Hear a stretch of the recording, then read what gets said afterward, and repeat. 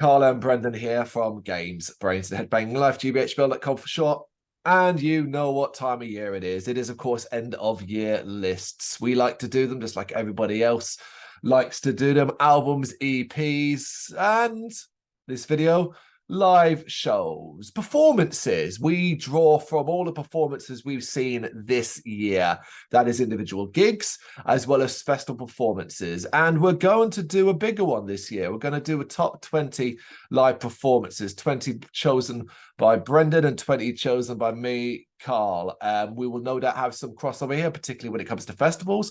But there will be, of course, one or two surprises thrown in there as well. And you know, it has been a busy year for me personally. Like, I have done a surprising few amount of gigs, and thanks to two major festivals in Arctangent and Bloodstock, I have a ton of bands to draw from there, as well as smaller ones like Coalition Fest, Incineration Fest, and Ionia Fest and things like that. So it wasn't too hard to come up with 20. It was hard for me to put them in order, really, more than anything else. Yeah, I mean, I didn't have any trouble coming up with 20. I was just like, you know, I was aware, like, when I was writing this, not like with any negative connotations or anything like that. I was like, oh, fucking hell, Carl's been to like 492 shows this year or some shit like that. But we're averaging 1.5 a day or something like that, I'd imagine. Feels like that at the moment, yeah. Yeah, you know, so I was like, oh, fucking hell. Obviously, I didn't go to Arctangent.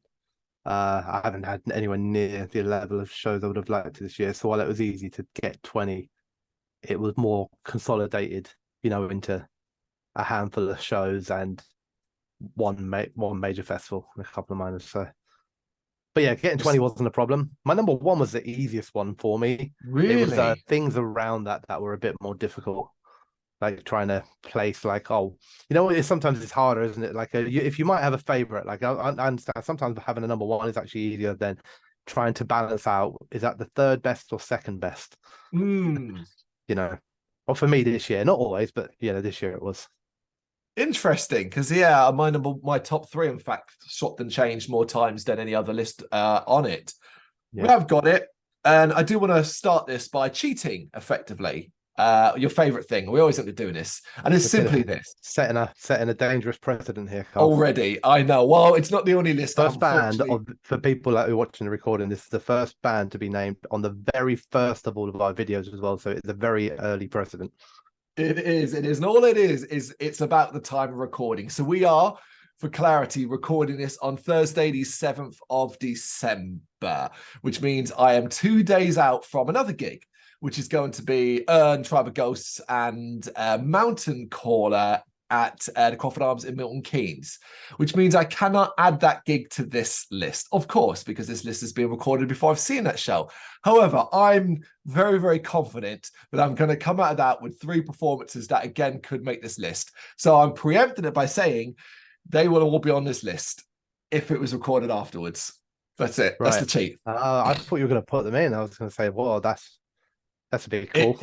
No, it's not. It's not. Yeah, I mean, yeah, because for all I know, the electricity could switch off one song into Tribe of Ghosts, who were the opening band. Yeah, absolutely. Yeah, you know. Yeah, they've come out and announced that they've decided that metal's no longer for them, and we're now like a R&B band and start playing like Sweet Like Chocolate or some shit like that. You know. Hello, everyone. Future Carl here, going back in time just to add this little segment in. After what was just said, it was an amazing show. All 3 bands, Tribe of Ghosts, Mountain Caller, and were simply phenomenal. I had an absolute blast. All of them could have easily made this list. All of them should be in this list. I wanted to retrospectively come back. I wanted to say how amazing it was. Of course, too late by the time we wrote the list and by the time we recorded a video to include them. Hence why I said what I said. But I just wanted to pop in and just tell you how amazing it was, and that each band put on phenomenal shows. It was incredible, and I'm hoping 2024 will be even bigger years for all 3. So yeah, enjoy the rest of the video. Yeah. So it's mainly that really. Because aside from that, I've got a press gig therapy next week as well, and a show at the Black Heart, the Tuskar Acid Throw, and that one. As well, and that's been pretty much done. I don't think there's anything else going to come up, nothing that I can see that I'm gonna like go to anyway. So yeah, Right. It's still impressive. It's still like there's like 2.5 weeks till Christmas, and you still got three show schedules. Yeah. It was on one hand, I got lucky, and the other hand, incredibly unlucky. His work basically put me on a series of set of shifts because I've been on cover week, which is what we call where it's a block of weeks where you can basically do exactly what it sounds like, cover. And I ended up in 3 weeks of earlies. And I haven't just finished it as of today, thank God, because I'm exhausted. But it meant I had a lot more evenings free. I did a lot of gigs, but I did a lot of sober gigs as well, which wasn't as much fun. Yeah. Okay. Do you want to get started with your number 20 then?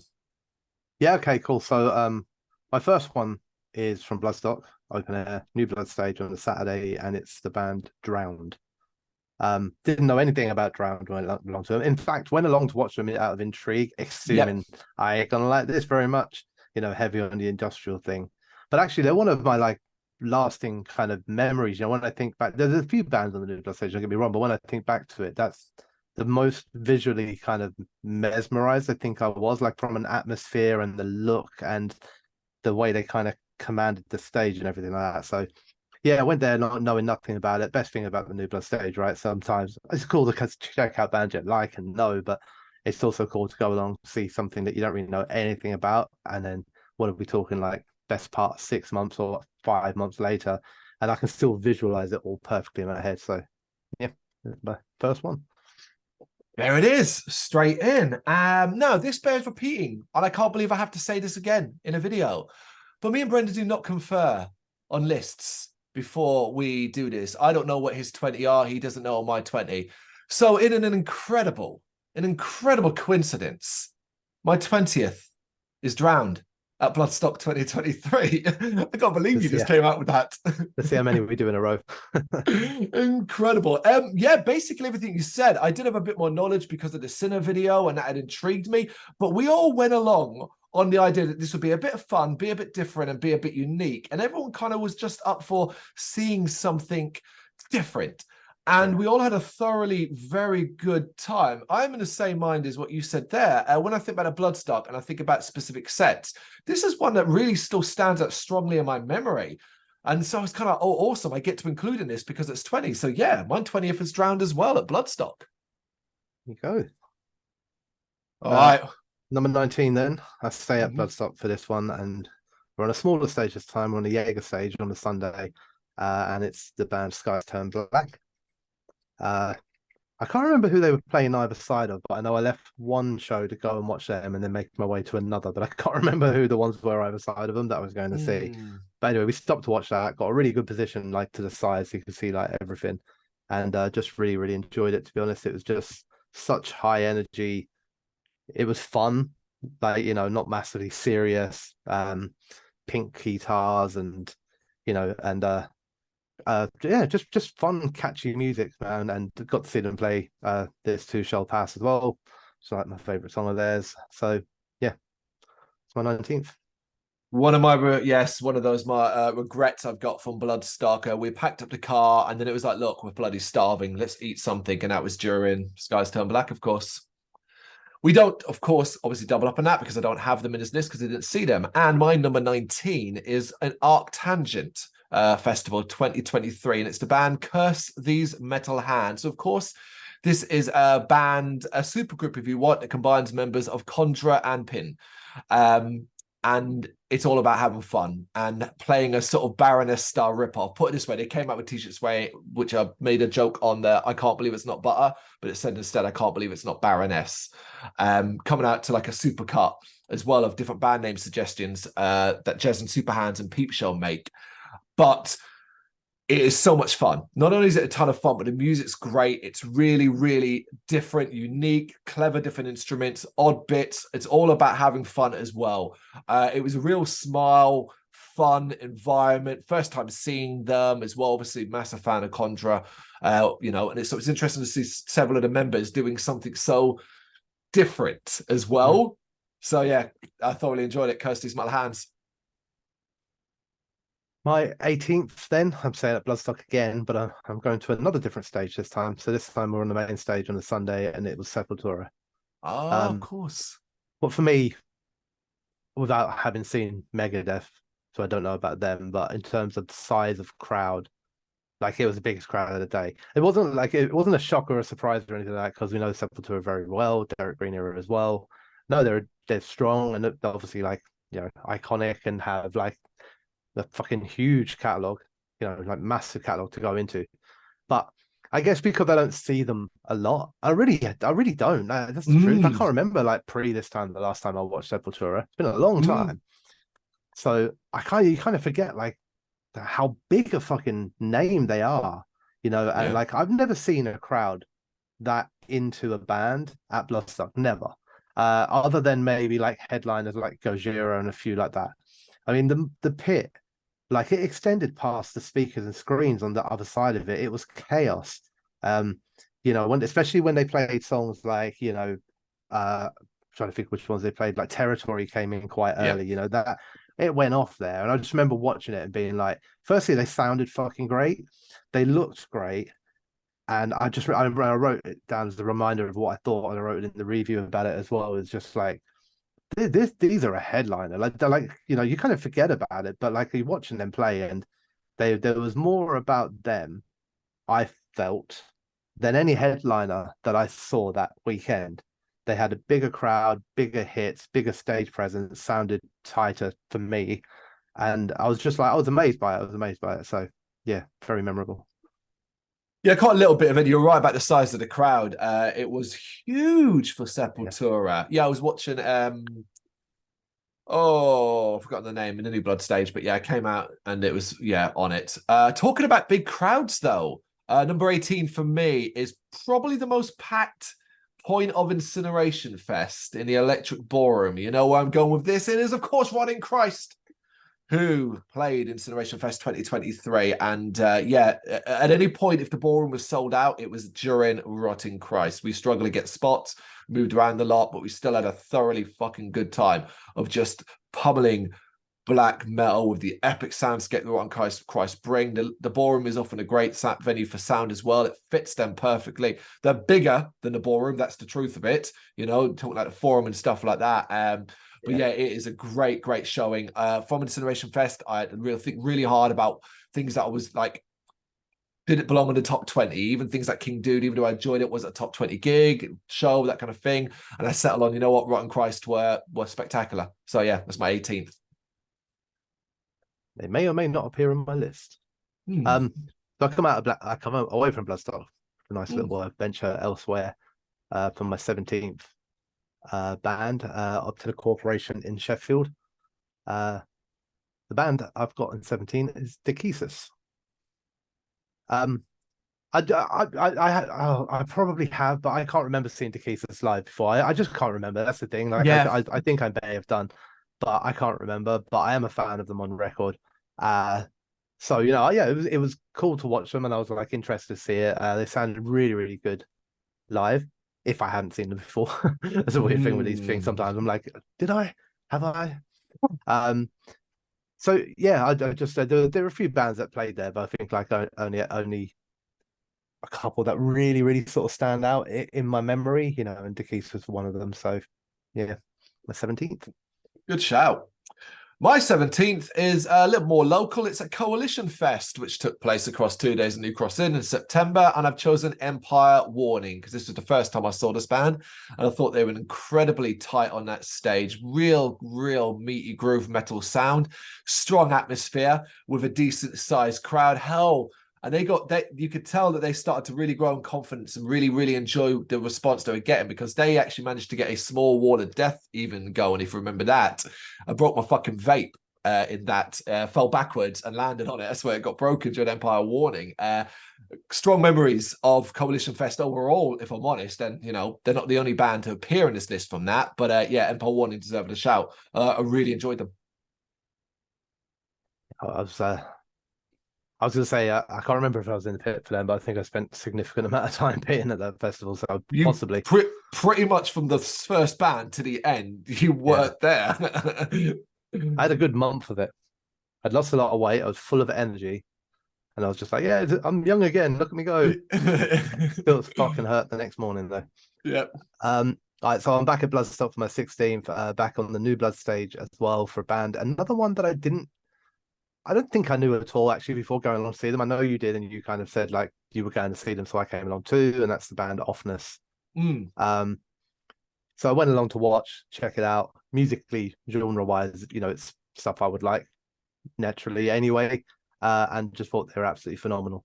I thought they sounded and played way bigger than the New Blood stage. To be honest with you, I could see why they presumably won their Metal to the Masses.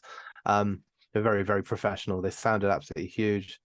Yeah, I just really, really enjoyed it. What they're brilliant vocals as well, in particular, amazing. Yeah, damn good band. Good discovery this year. Okay, my number 16, and I'm going to Ionia Fest 5 up in Sheffield at the Corporation, and it's the headliner band. It's Ionia, and this is the third or fourth time seeing them live, and for me, it's the best time I've seen them live. I thought this was the strongest they've sounded, the more complete they've sounded, but what was really important was it didn't feel like, okay, it's just another Ionia Fest, Ionia performance, because they obviously the Seven's quite old now and all that. So we got a new song, and it just felt like they looked more confident on stage, how they interacted, how they enjoyed it. It was just the best version of Ionia I'd seen to date. So that's my number 16. Cool. 15 for me, still at Bloodstock again for another band I'd never heard of before. And this was on the Sophie stage on the Saturday, and this was Ambrius. Oh, cool. One of the few, actually, their man off. Sometimes I can judge by how well I like to gig, by how quickly I managed to get a t-shirt or not. I came back with an Offness and an Ambrius t-shirt, at least. So I remember standing there watching these right at the beginning and thinking like, oh, it sounds okay. And then he hit some like high note that came out of nowhere, and I was just like, what the fuck? What is this? This is madness. And loved every minute of it. I thought it was absolutely phenomenal. I was blown away by it on the day. I went and got a t-shirt, downloaded the album, all that sort of stuff, listened to it regularly. So yeah, made me a fan of them. So 15th, Ambrius. Yeah, great band. For my 15th, I'm also at Bloodstock, but for something not out of my wheelhouse, but certainly something I would stand back and watch. It's Street Soldier in the New Blood stage. I'm a fan on record. I do love hardcore. I really do. Not always in live, unless I'm standing way back because of all the hardcore shit that I don't care for. And Street Soldier are one of the, nastier side of that kind of thing. And I knew it was going to kick off in the New Blood. It did, but man, watching it, being part of that, but also going into that, after having interviewed them, they're arguably maybe one of our best interviews of this Bloodstock. Certainly one of the most memorable interviews. And also through that learning, that a lot about them, and that they're really basically cool guys. And then also, about Street Soldier, it's about positivity, more not about negativity. And it just was such a brilliant, that was 30 minutes that fucking flew by. I think I'd be shocked if Street Soldier don't end up back at Bloodstock in the next couple of years on a Sophie stage based off that, so 15 Street Soldier. Yeah, I heard you all say positives about them. Even the misses like them. I didn't go. Where were see you? them. I think I may have been at In Flames, but it was because it was the Clash, wasn't it? Yeah, there were only a couple of bands I watched. I was on my own. I know I was on my own for In Flames. So yeah, because I think we came out and caught the last song of In Flames, walking over to the Sophie. I think you're right. Yeah, you were doing In Flames. Yeah. I reckon it might appear in this list. You never know. 14 for me then, one that you've had already, this backup with the Corporation. This is Ionia. I agree with everything you said. I think this is the tightest they sound, and it was fucking great to hear something new. I think we kind of needed to a little bit. I think if it had just been, I think it's actually, I might be wrong, but it might be the fourth time we've seen them. Because obviously, I think we've been to Corporation 3 times, and then 3 times as well. Bloodstock, yeah.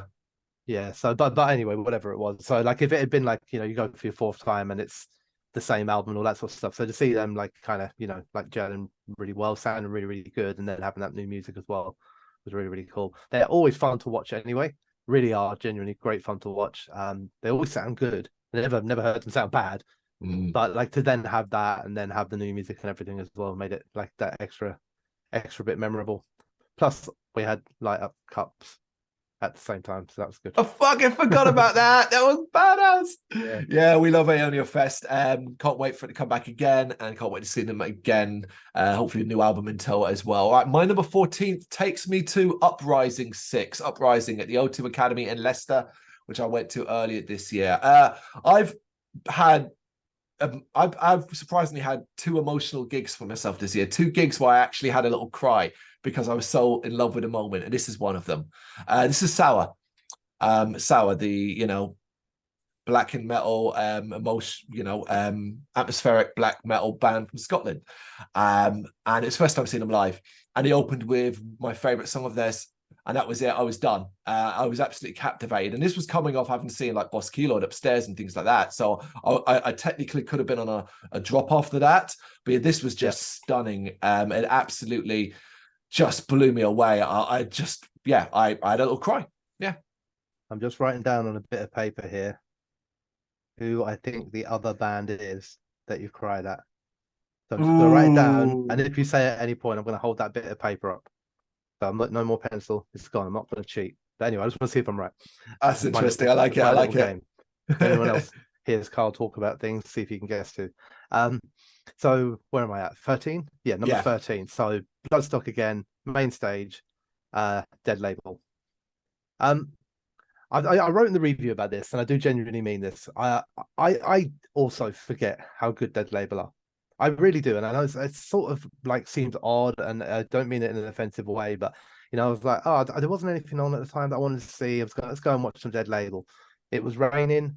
There was a decent sized crowd, but they just sounded fucking amazing. They're absolutely brilliant to the point where it's like, you go to check it out a bit and then you go, I might go on to check something else out, but you got to stay there for the whole thing. And I come out of that just thinking, I've seen them a couple of times. Every time I see them, I'm blown away by them. And then for whatever reason, I don't see them for a while and I kind of forget how good they are. So you go back and go, oh, watch that Dead Label. I think they're all right, aren't they? And you watch it again and go, oh my God, they're fucking amazing. And then, so I think I wrote in the reviews, like, I don't know what they have to do to do something to make themselves almost be more in people's minds more regularly, because they were on mid sort of way through on the main stage and looked like they should be later on. They look a bigger band, they sound tighter, they got stage presence, music is banging. They also managed to get In the Rain, a good Wall of Death going, with a sort of average sized crowd in front of the main stage with people slipping over in the mud and everything like that. And just thinking like, oh God, they're fucking killing it. So yeah, I had a great time. I thought they were great. Yeah, the previous time was a couple of years previously at Bloodstock at the Selfie stage. I think that was our first entry into seeing them. Got to keep an eye out for them playing 2024 and just go to one of their gigs, like one of their shows, and then Bloodstock for me as well for number 13, Jägermeister stage, Waterlines. Of course, I know this band and I was right. I'm going to watch a few songs at the Jaeger stage and see how they do. Oh my God. There's an argument to say, in my opinion, that this was the standout performance of Bloodstock overall. Not necessarily my personal favorite, but the standout of a band grabbing a moment, pulling in a huge crowd and using every single second to involve them, keep it wild. It was insane. It was the most fun I had at Bloodstock this year. Up there's the most fun at Bloodstock this year with certain bands.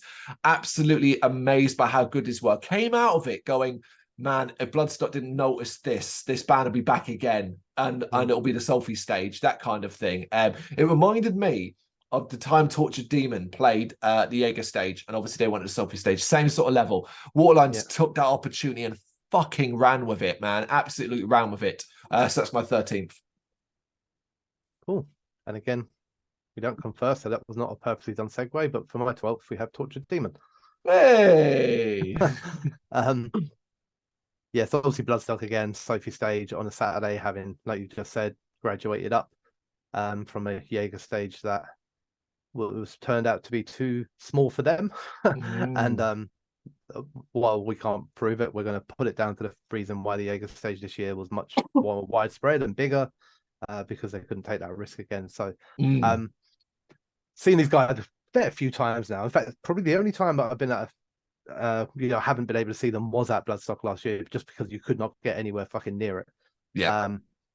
Kind of expected them, because I feel a little bit like kind of like how Evil Scarecrow was. They almost feel like a little bit like they've kind of been adopted by the fans at Bloodstock a little bit. So, you know, expected the crowd to be big. And it was. It was very, very big, very, very full. To be difficult if they continue this kind of like output of quality music, to see them not kind of moving on to opening the main stage probably pretty soon, to be honest with you. And pulling a crowd for that as well, I'd imagine. But, you know, like I think I said, I can't remember who I was saying it to. I was speaking to somebody at some point and they were saying, like, you know, a few years ago, they always sounded good and had quality music, but you kind of wondered if there was not their fault, but a gimmick edge to how fans were sort of treating it because they were young and there was a whole alien weaponry thing, and it was like, oh, they like the British alien weaponry. It's cool to see them second album out up there, you know, and just delivering quality metal, and I guess that kind of now is all forgotten, and like people are hopefully just appreciating them, you know, as well for the band that they are, and they seem to be there. So, I thought they were absolutely phenomenal. Again, a really, really good live band, and yeah, they're my 12th. Big shout out to Torture Demon, man. Continue what they're doing. All right, my 12th one then is Arctangent, going to there again.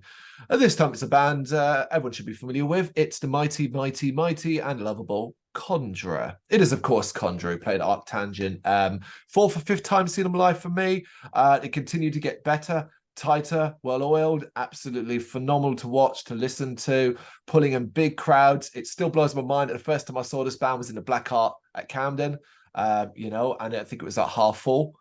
They've come a long way since then. Yeah, Conjurer, Arctangent, just wonderful, always. Whenever Conjurer are playing, if I see them live, they'll be in my top 10, 20, whatever. Yeah. My 11th then, this one might be a bit of a surprise actually, but I'm going to Incineration Fest and I've gone for King Dude. For me, probably from a musical perspective, the most memorable thing I've seen this year. I didn't go into it watching it for any other reason other than that you were going there. We were all watching someone else, weren't we? Or we were chilling somewhere waiting. And we were watching Enslaved in the ballroom. Enslaved, and then we went there early because we were worried about potentially not getting in if it got too packed. Like, luckily that wasn't an issue. I didn't know what I was letting myself in for. It had the word King in it, so I was like, oh, it's going to be Doom. But like, there's no, I couldn't. I honestly, even I was trying to write it down. I was like, I don't really know how to describe it. Country Doom, rock, folk, something like that. But what I got to see there was like a guy quite open and honest, and just him having fun, and the crowd that were there really having fun, and it just being different and unique, and just cool little moments, man, like auctioning off gear at the end and all that sort of stuff. You know, it was memorable. It'll stick in my mind for a long time. It was good. Yeah, I'm really glad we got the opportunity to do that because we may not ever again. So we've had it once. Okay, my number 11 is a band we have seen live plenty of times and will continue to see in the future because they're not going anywhere. And it's at Coalition Fest again. And this time it's Red Method. Said a band that needs no introduction. What was really cool about this, of course, is the first time I've seen them with their new lineup, with their new settled lineup. And yeah, it was Red Method. It was whatever, 45 to an hour long of just nice groovy metal, catchy ass choruses, sounding huge, deafening. Should have been exhausted at that point, considering we'd done every band and been quite busy, but the energy was still there, the vibe was still there. Love seeing that band perform live. They always feel so much bigger than the stages they're on, particularly in a place like the New Cross Inn, which is a unique, you know, stage set up anyway for that kind of like number of members. But yeah, it's Red Method. They're one of the country's finest bands. Yeah. Top 10. Way. So no, coming in at 10th place then for me. Unsurprisingly, I'm back at Bloodstock again. On the Ronnie James Dio stage on the Saturday, and I have Earn. I think they played like straight after Tortured Demon, if I remember correctly. They started about 5 minutes into Tortured Demon because I left Tortured Demon early. Yeah. And I remember I was like, I went like kind of the opposite way. I moved myself to the edge. So I watched the end of Tortured Demon, and then I walked across, and as I walked over, and I was walking across the main stage because we go to the other side of it, and then they started playing, whatever you call it, I can't remember the name of the song now, but anyway, they started playing, and we managed to get, there was a decent sized crowd for them. We managed to get very, very close to the front and watch it. The new tracks, everything just sounded fucking brilliant. Like musically they sound so good, especially considering there's three people. You know, vocals sound fantastic, music sounds fantastic. They're really, really good to watch live. They're quite emotional to watch as well because the songs are quite raw and quite, you know, meaningful to the band, and you can kind of see that they leave a lot out there on the stage.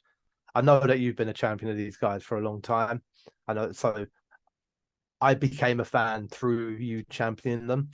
So I don't think it'll be quite to the same level as you would have, but it's one of those bands you kind of take like a feeling of some sort of weird pride in watching them do so well and watching people be so happy and like what in how well they're doing, you know. So yeah, so my 10th is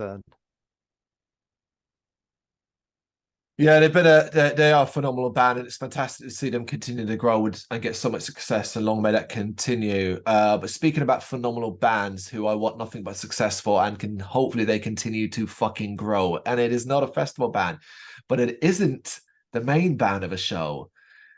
It is Mastiff at the O2 Forum in Kentish Town, London, where they supported, of course, Avatar, and even Bela Maya was in between there. But I've chosen Mastiff from this gig because I got to see fucking Mastiff at the Forum on that stage. Do you know what I mean? That is such a unique experience. On supporting a band, let's be honest, that doesn't even make any fucking sense. Oh, it's Avatar, but also Mastiff us supporting them. Oh, and Vela Maya in between as well, just to really throw things off. That fucking Avatar, mate. Keep doing that. Make your support as bafflingly unique as possible. But like the crowd was banging into it, Mastiff were on fire. We had such a great view. I probably headbanged more than in that show than I did at any other point. I have strong memories of that show overall. Getting outside, drunkenly talking to the Vela Maya front man about, oh, we like your music, that kind of thing, and so on. And then, of course, Avatar followed it. I really could cheat here and just put the whole fucking gig in, but I wanted to specify Mastiff because that's fucking Mastiff, and I love those miserable fucks. Yeah, they were great. Right, number 9 for me, the band that you've already had, and this is Incineration Fest, and it is Rotting Christ. I really, really am such a fan of Rotting Christ. I think they're just one of the strongest, most amazing bands that we've got in that kind of blackened, almost melodeath, but like with a blackened kind of edge. I honestly love them. I love the vocals. I love everything about them. I'm glad for them, but I wish it hadn't been as packed. But you know, it didn't matter, and I think that's how cool this band are to us. Is that like actually in a lot of gigs when there are other things you can watch, if you were that kind of uncomfortable, you probably would just say like, "Oh, I'll go and check somebody else out." Yeah, but you know, we're not going to do that in Rotting Christ. Again, sounded absolutely brilliant. The songs, they've got a great back catalogue as well now. They've been around a long time, and they were my highlight of Incineration Fest. I thought they would be going into it, you know, and I've seen them a couple times now. I haven't seen them a hell of a lot. I think I've seen them 2 or 3 times, and I've never seen them anything other than really, really good, you know. And this was another one, so that's my 9th. Yeah, there's a reason why we both had it. And I'd say up to this point of all the Incineration Fest we've done, I'd argue that Rotting Christ probably are currently the top best band we've seen. And we've seen some quality bands, but I'm going to whisper it now that Anal Nakkarath next year might be a challenger for that spot. You don't think Amorphis will be? Yeah. Still makes me laugh, that one. Okay. Number 9, my last one from Coalition Fest 2023, and arguably, well, for me, the best band of the night. It was Imperium. It was brilliant. It is brilliant metal, headbang, bodies being moved, chaos, really, really tight, noisy, looked really professional up there as well. Felt like, again, like, okay, this band's come some steps on as well from the last time we saw, which would have been Bloodstock, I think, as well.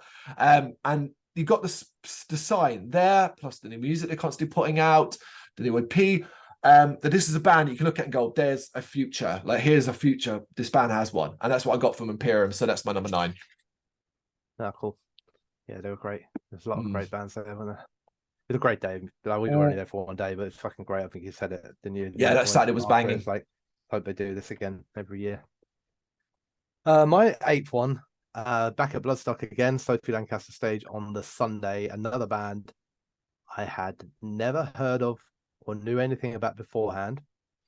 And it's probably the band out of all the ones in my top 20 that I have the most. Like when I think about it, it makes me smile. I got it. And I know who it is, but go yeah. on. I'm gonna probably butcher the name anyway, but it's Garia or Garia. I say Garia. Yeah, Garia goes well. Oh man, musically, firstly, love the music, right? It is genuinely the genre wise, like I love it, but it was just more that coupled with the visual aspect of the movement and the dance and the sort of interpretive side of everything. I felt like it, even though musically it's not necessarily something I've never heard before, but because it was coupled with that, it became something I'd never heard before. I feel like I watched the whole thing, like I didn't move at all. I stood completely still and just like with your sort of jaw slightly open. And then whenever I think of Bloodstock, I see him dancing. That's what I see. If you say to me like a lasting memory of Bloodstock, I see him dance. I see the mask. Obviously, we interviewed him as well, with the face covered, and he was also another one of the really fascinating interviews. For me, sometimes it's like it's nice because I'm behind the camera, so I get to kind of like fully, absorb myself in the interview and listen to everything that's been said. Whereas I guess for you, you are, but at the same time, you're trying to think of like what we've got to say next and that. So for me, I guess I kind of it's almost like previewing the interviews before they get out to the public. Yeah, sorry, I'm rabbiting on a little bit. Basically, Gary, I thought they were absolutely amazing. I've since downloaded everything I did straight away at Bloodstock or after Bloodstock, everything that they've got. I've had a t-shirt and a vinyl delivered from online. I'm a super fan. Check that out. Talk about make a fan that way. That's fantastic. I think we were the only ones who watched them. I think it was me and you. Yeah, I think you're right. I don't Yeah. remember anyone else. Oh, no, Gemma was there. I remember Okay. Gemma. Yeah. Oh, then Lou was probably there as Yeah. well. Then fair enough. Okay, well there you go. We didn't notice the partners. We were just both so transfixed by it. Number 8, it is another gig on their own, and it is Mole at the Underworld in Camden, London, back in May. Again, I could have put the entire show, Caligram, although I missed most of it because I was interviewing Mole, which was, of course, a pleasure. But then Countless Skies were absolutely phenomenal, almost stole the entire show, but it is Mole, and they can't do any wrong. So to see them and hear that music played in the underworld, that shoegaze, black and post metal sound, hearing the new songs, it was fucking transcendent. I absolutely adored it, loved it. They're one of those bands that anytime they're going to play, I'm like, right, cool, tickets bought. But yeah, it's phenomenal. I didn't know how high they'd be. I was like, in my head, I was like, if Mol on in this list, like something's wrong. Something's happened, yeah. So I stay at Bloodstock for my 7th again, back on the main stage this time, and it's another band big fan of, and it's Decapitated. Genuinely an absolutely phenomenal band, like really, really are. Another one kind of in the Dead Label camp in that, like, I don't know, like I've seen them a couple of times Decapitated, always at festivals. Yeah. I reckon their live shows are probably quite punishing because it is heavy music and it's quite technical and it's death metal. Kind of makes me smile from the memory perspective of it because obviously you then have the Machine Head connection sort of with it now, and I felt like in this show there was a lot of that kind of being accidentally but like pushed. Like Vogue was wearing a Machine Head shirt or like vest, while playing with Decapitated, and they also played the song where they did it with Rob Flynn, but they had Rob Flynn doing the vocals on a backing track. So like things like that kind of just made me smile as well. But they're also nice memory points from it. But outside of that, just musically, it's high energy. They don't really stop. They just really come at you and just hit you with like riff after riff. Like it's pretty pummeling stuff. And I just always see that they're always good, and they were again. Yeah, I think interviews. Last interviews on a Sunday, wasn't it? Yeah. Yeah. Okay, my number 7, Uprising 6 again, the O2 Academy Leicester, and it is of course Boss Keloid. I've never seen this band do anything but the best shows of the year. They are phenomenal live. Anytime again that I've never seen an all right Boss Keloid show. I've just always seen a brilliant Boss Keloid show. This one was extra special because we got there a little bit earlier and basically we're at the front, literally the front row for it. And that was very, very special for us because, of course, my wife is as big of a fan of them as I am. We both equally share a lot of love for. They're one of the best bands in the entire world, Bosculoid. So unique, so clever, so brilliant live as well. So that's my number 7.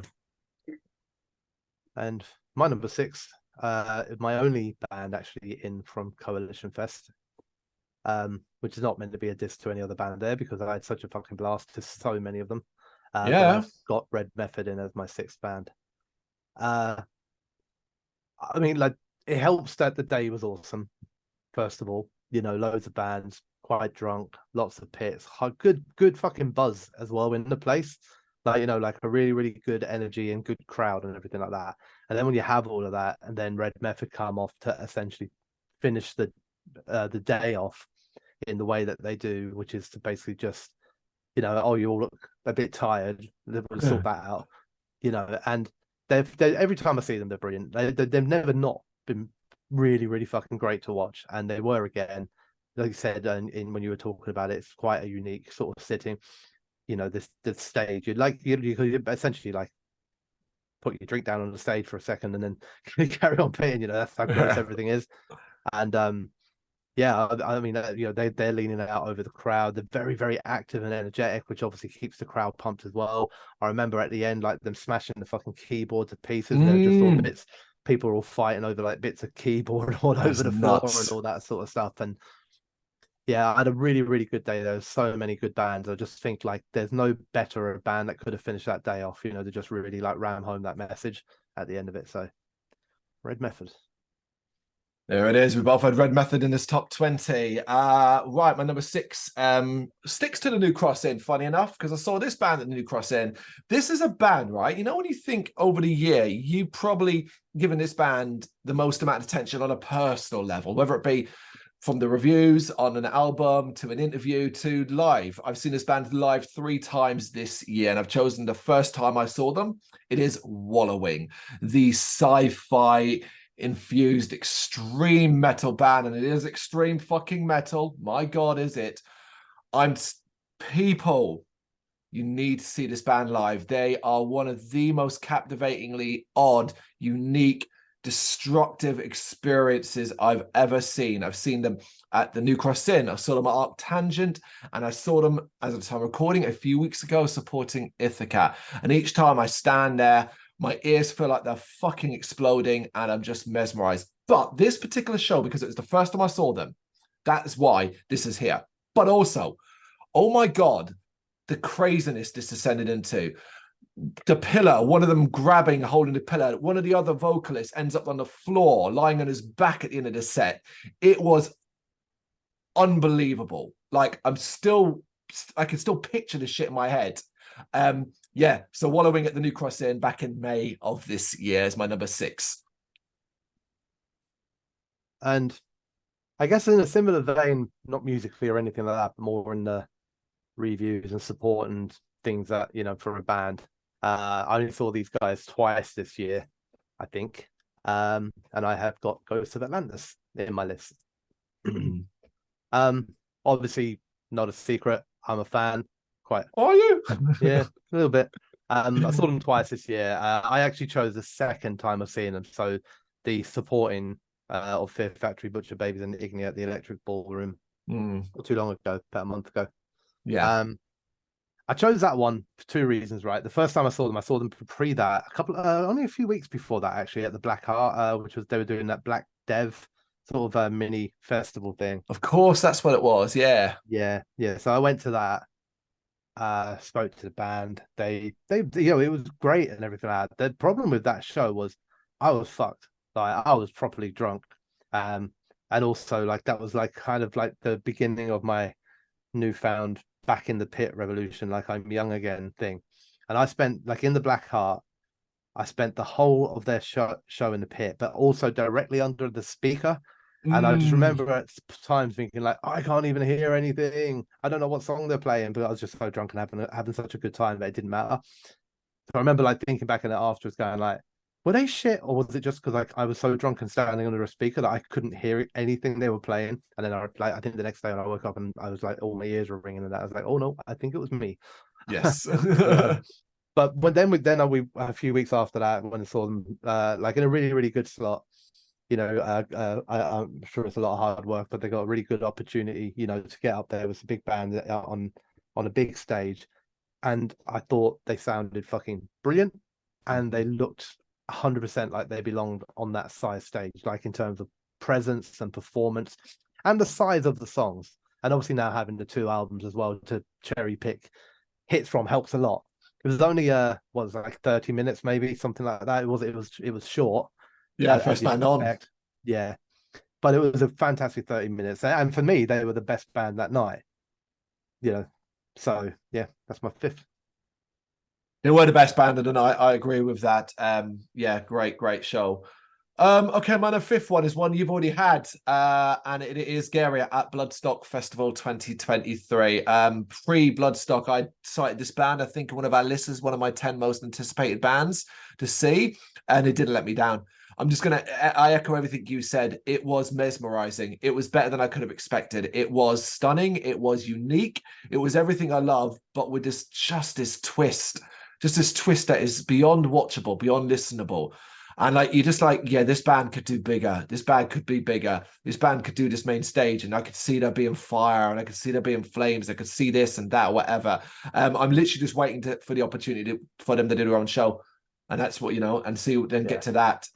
Yeah, they were phenomenal. Easily, are they? Yeah, I think they're the best. Yeah, they're my top band of Bloodstock. Yeah, they were something else.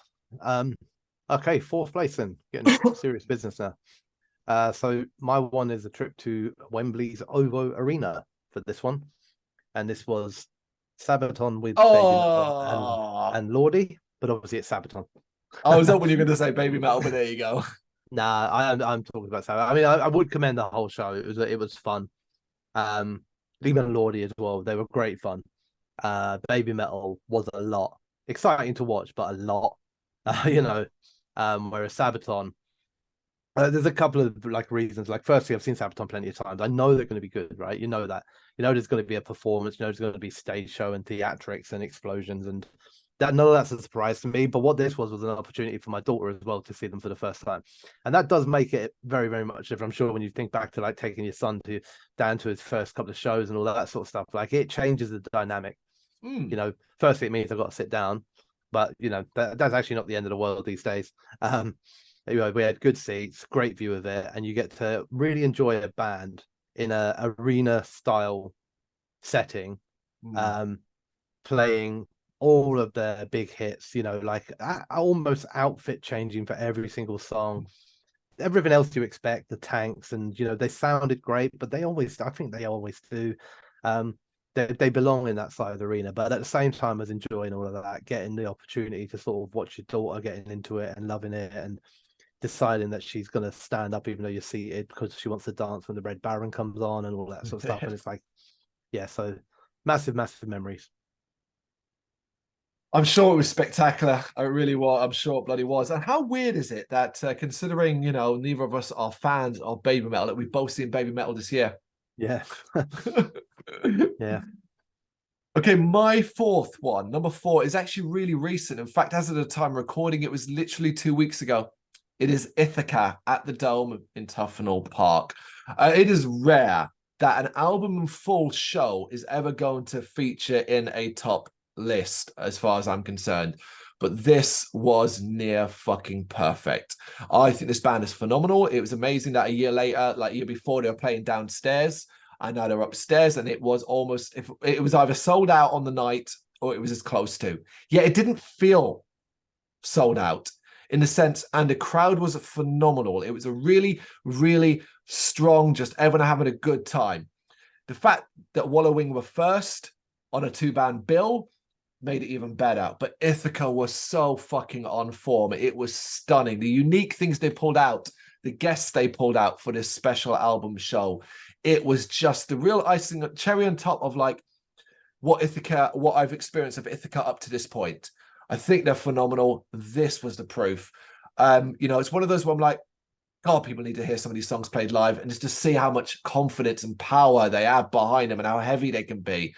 So it's my 4th favorite gig of the year. And top three. Top Here three we time. go. All right.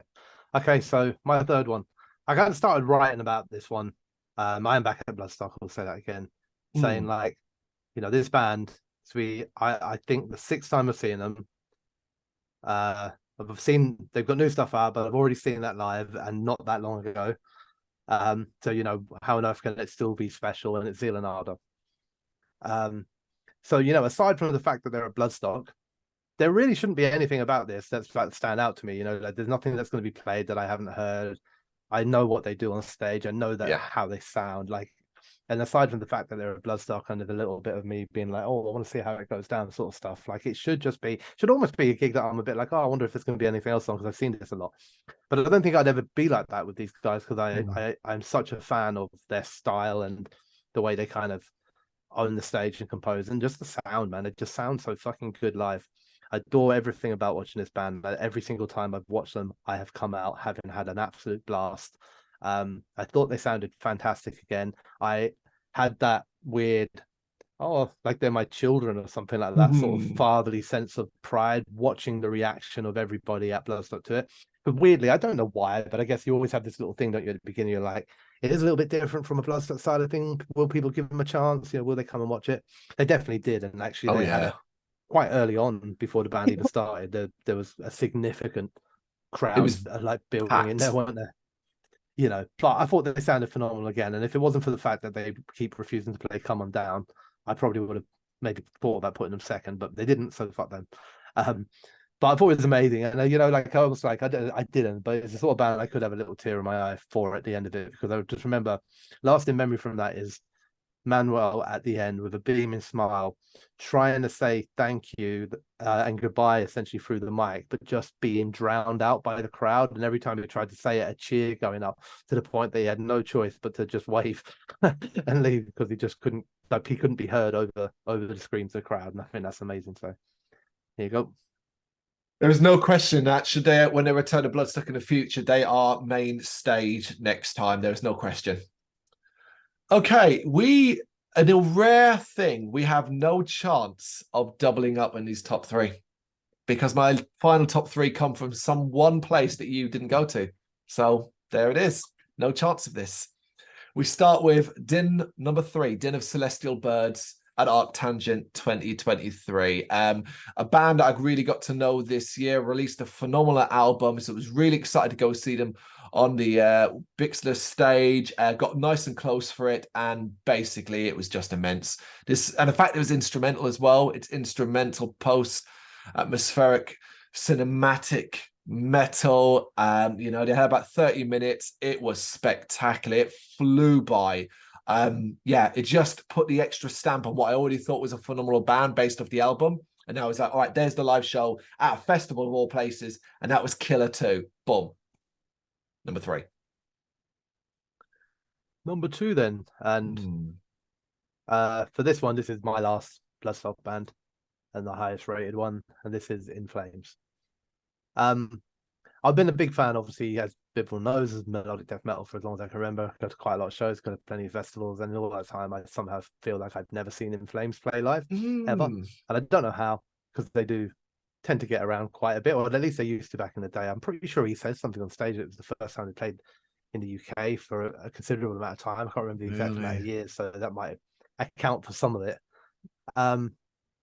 But yeah, so for me, it was a bucket list band. I don't know if there isn't, especially in big bands, that many bucket list bands kind of left that I can see. Yeah. So I was excited to go and see them. I was 100% never going to miss it. I was just like hoping, once you get that all kind of hyped up in your head and all that, you kind of go along thinking like, can it reach that level, or have I hyped it up too much, and is it going to be like it can't reach that level sort of thing, But it reached that level and surpassed it for me. I thought they were so much better live than they are for me on record. I like them a lot on record, and I really like the new album this year. Then like the album before that, I like a lot of their old stuff. I like a bit of a mix of it, really. But live, they play stuff pretty much like I felt, maybe not right, but it felt like they were playing like a track or two tracks from every album. So it was like the whole kind of like history of In Flames almost on stage. Crowd interaction was on point, vocal sounded amazing. Every single bit of it was absolutely brilliant. So yeah, In Flames for me. It is. I think I know your number one, but we shall see. I think I do now, just based off where what was at number two.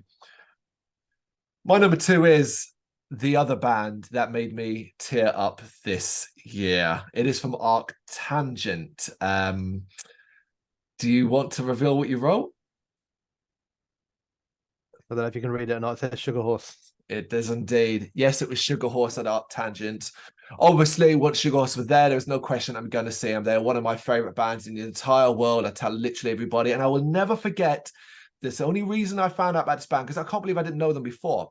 But I got a press invite. Come check Sugar Horse out at the 229, and I said to Lou, I said, "Yeah, you know what? I'm going to go do this. You know, got nothing going on that evening. Might as well check this band out." And the rest is history. Of course. And at Arctangent, I said to Lou, I said, all I want them to do is play my favorite song. Just please play my favorite song. The rest of it I don't care about. Just play my favorite song and I'll be happy. They opened with it. And that was it. I was gone. I was gone. And the end of that show, now I know, because at the time they're like, okay, this is a new one. It's quite a long one. So it's going to take up the majority of the rest of the set, 20 odd minutes. And now that song is, of course, Truth or Consequences, which is, of course, the new EP, the entire song. So it's very unique to even get that as well. Yeah, it's Sugar Horse. I don't know what you want me to say. It is both bafflingly odd. It can be beautifully atmospheric. It's beautifully emotional, but it's also heavy and noisy and nasty. They baffle me, but I just adore them. And to see them as environment, it was late at night. It was dark. It was just awesome. I almost got number one, but my number one, I'll explain when I get to it. Yeah. I thought they were going to be your number one, actually. That's why I wasn't even thinking about me. No, I was like, I don't need that yet. That's going to be for number one. All right, so my number one then. Let's see if you were correct. Supporting Mastiff at the O2 Forum. There it is. Yeah, not really supporting Mastiff, but yeah. I mean, it had to be, really, to be honest with you. This was like a big deal from a. Again, that same thing like Sabaton, for my daughter in particular, and me then as a dad being with her, but also just the whole vibe, right? Avatar, musically, theatrically, everything like that was always going to be a good show. It had great support as well, which totally helped. Then, because my daughter's there, we take a place upstairs. We have everything about it was just fucking perfect, right? We weren't packed in. We had loads of room around us. We could like literally move freely, stand up, no worries about anyone, anything like that. You had a good crowd of people with us. Everyone was having a good time. Plenty of drinks consumed. It was literally like I couldn't have scripted it anymore. Now you got to keep in mind as well with this that this is a show that had been delayed since 2022 when we actually bought the tickets for it. Yeah. And then had to keep it secret for a whole year from my daughter, and then it was a year later. Then we finally, well, over a year actually, because it was delayed. Wasn't it? It was originally January, and then it ended up being February a year later. Yeah, you know. So, firstly, to get there, the whole experience of it was like a really, really, really special thing. It's that whole dad thing again, watching her absolute fucking joy at it, you know. And but also then just enjoyed it myself. You know, they were a band, they were phenomenal again. Great set list, loads of silliness. You know, whether it's him standing on, I can't remember, on a balcony or a speaker stacked to the side playing, you know, his trombone. So yeah, it was the perfect show. It was absolutely brilliant. I loved it. If I was to judge individual gigs of the overall package, as you say, not just the bands, but the environment, the vibe, and how it was on a personal level, this would be number one, the entire show. It was, for me, cool as fuck. I had a lot of fun and it got great memories. Well, my number one is very, very different for me because it's a band I'd never even heard of before I saw them play live this year. And I went to see them at Arctangent on a recommendation from my wife, who also got recommended to go see this band by the band This Summit Fever, who we spoke to at Bloodstock, and then told Lou, oh yeah, go check out 68. That's apostrophe 68 at Arctangent. And Lou was like, oh, let's go check them out. They're not clashing with anybody we want to see. I was like, yeah, cool, let's walk over there and see. And then I watched this two-piece walkout, one drummer, one guitarist dressed in tuxedos. And I thought, okay, well, this is very Arctangent, but this is probably not what I'm going to like. And I watched this band deliver a 30-odd plus minute rock and roll, punk infused, heavy ass, mesmerizing show that slowly kind of involves them stripping down as it goes on, becoming more chaotic. It's basically like a wedding band of a nightmare wedding band, where it's like, we hired this band, and it's just like all the guests sitting there going, the fuck is going on here? And he broke his guitar string in the first fucking song. But they, like, while he was changing strings, the drummer just kept the beat going, and it was fun, and it was all part of this vibe. I stood there with my mouth open. I was like, what the hell am I watching? This is unbelievably brilliant. Absolutely blown away. We were so blown away. We walked out of that tent, found that they were playing London in the same month a few weeks later at the New Cross Inn, and we booked tickets for that. I chose Arctangent over the New Cross Inn show because this was the first time, and I just couldn't believe it. Yeah, wow. I just couldn't. I've never experienced, the first time in my life I've ever experienced that, I think, where I've just gone completely to see a band I have never even heard of. Like, we not even knew who their name was. Found out later they're American and all that. And just been like, what the fuck? That was amazing. That never happened before. So that's why they're my number one. High praise, really, to beat out Mole, Sugar Horse, like firm favourites of yours, you know? Yeah, and it's that really because they are firm favourites and they have been seen before live and stuff like that. I guess why. But it wasn't easy, like I said, these ones, because they're all from Arctangent, these top three. So I was kind of swapping them in and around. Okay, yeah, that's our top 20 each of live performances this year. And Ray, actually, we didn't double up as much as you would have thought across 20 bands. So that speaks quality about what we've seen this year. But the ones we did double up on, clearly we know what we're talking about. All right. What's some of yours? You know what to do. Let us know in the comments. Thank you very much for watching.